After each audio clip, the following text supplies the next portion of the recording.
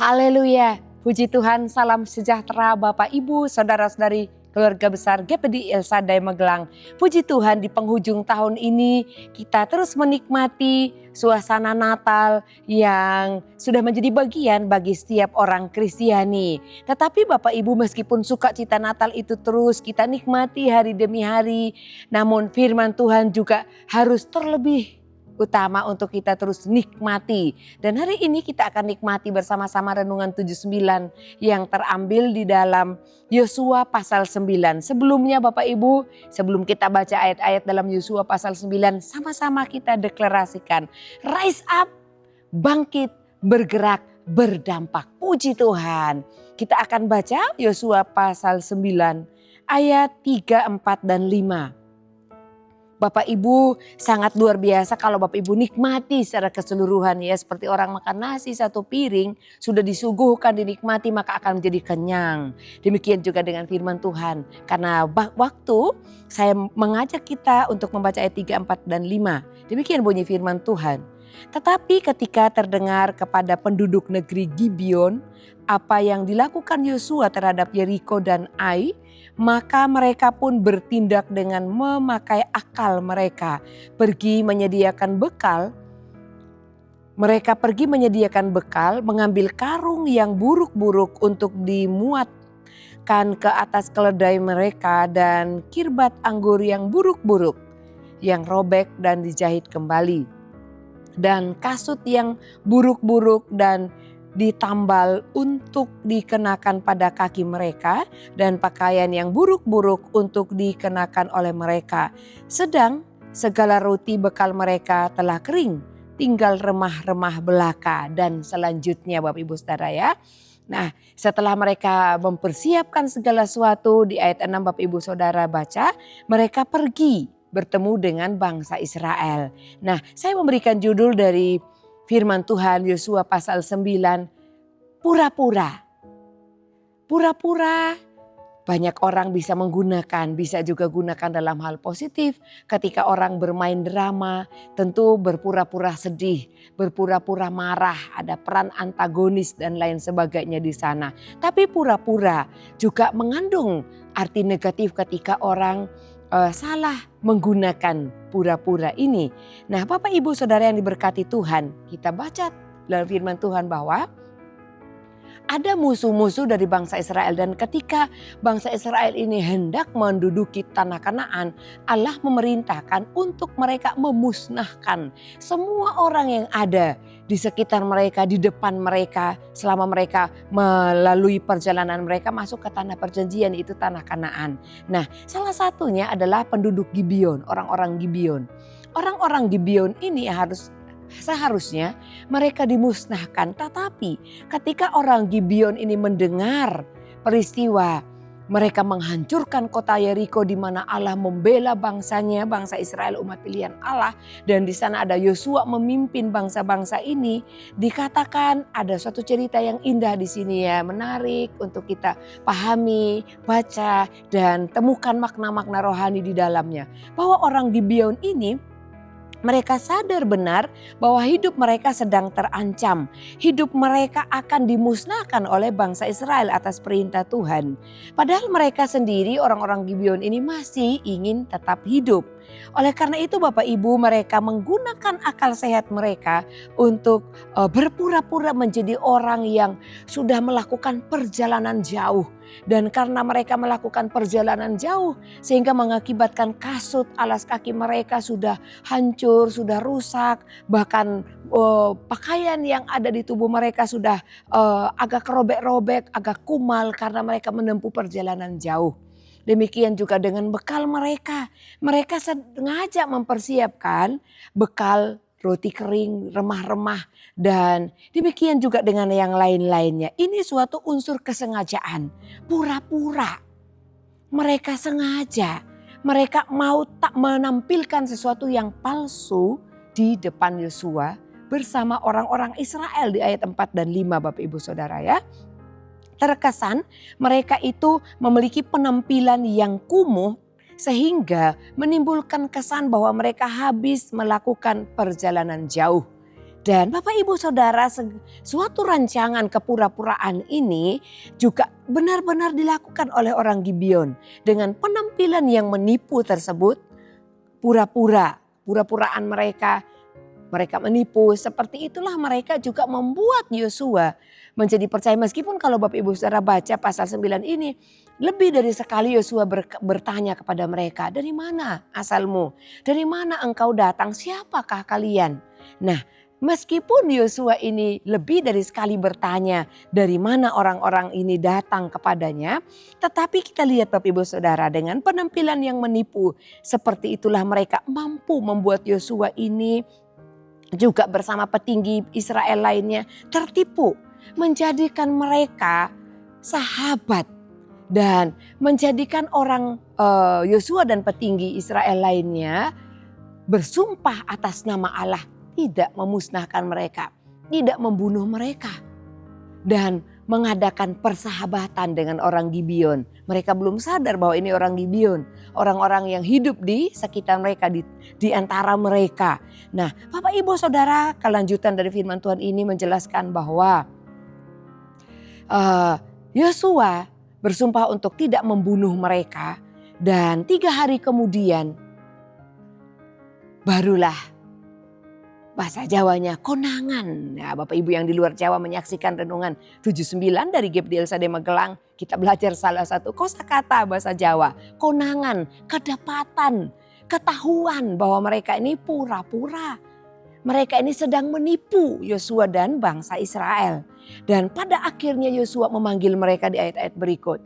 Yosua bertanya lagi, dari mana kalian? Kenapa kalian menipu kami?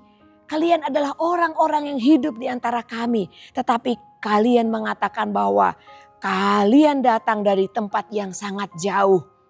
Nah, Bapak Ibu, orang-orang ini pun ya di kisah firman Tuhan Yosua pasal 9. Jujur kepada Yosua, iya karena kami takut kepadamu, kami takut kepada Allahmu. Kami mendengar peristiwa di mana Allahmu membela, memberikan perkara besar dan lain sebagainya. Bapak Ibu, orang yang mendengar perbuatan dahsyat yang Tuhan lakukan bisa membuat hati mereka gentar kepada Allah yang kita sembah. Oleh karena itu kita perlu menunjukkan karakter Allah, menunjukkan kuasa Allah di bumi ini. Supaya orang yang belum tahu tentang Allah yang benar, belum tahu tentang juru selamat. Sekarang kita sedang dalam bulan Desember, kita memperingati Natal. Banyak orang yang hanya tahu Natal, orang Kristen Natalan. Bahkan banyak orang menghalau orang Kristen yang melakukan Natal. Mereka tidak tahu arti sesungguhnya. Tapi kita sebagai anak-anak Tuhan jangan pernah berhenti untuk berjuang. Sebab dunia harus tahu melalui kabar sukacita, melalui kemenangan yang Tuhan berikan dalam kehidupan orang Kristen. Banyak orang juga akan tersipu-sipu, akan terkagum melihat kebesaran Allah ketika orang-orang umat-umat, orang-orang Kristen maksud saya, umat-umat Tuhan menyembah Allah dengan benar. Maka kekaguman akan ilahi itu akan muncul di sini. Orang Gibeon sebenarnya mereka kagum akan Allah bangsa Israel. Tetapi karena mereka bukanlah umat Israel dan belum menyatakan diri percaya kepada Tuhan, maka mereka untuk mendapatkan keselamatan mereka harus berpura-pura. Dan pada akhirnya apa yang mereka inginkan itu tercapai meskipun ada konsekuensi dari perbuatan mereka. Mereka berpura-pura, mereka menipu Bapak Ibu Saudara ya. Nah, dari kepura-puraan mereka, hal pura-pura itu juga kadang-kadang terjadi Bapak Ibu Saudara. Pada masa kini banyak orang yang hidup berpenampilan menipu atau pura-pura. Di mana-mana terjadi.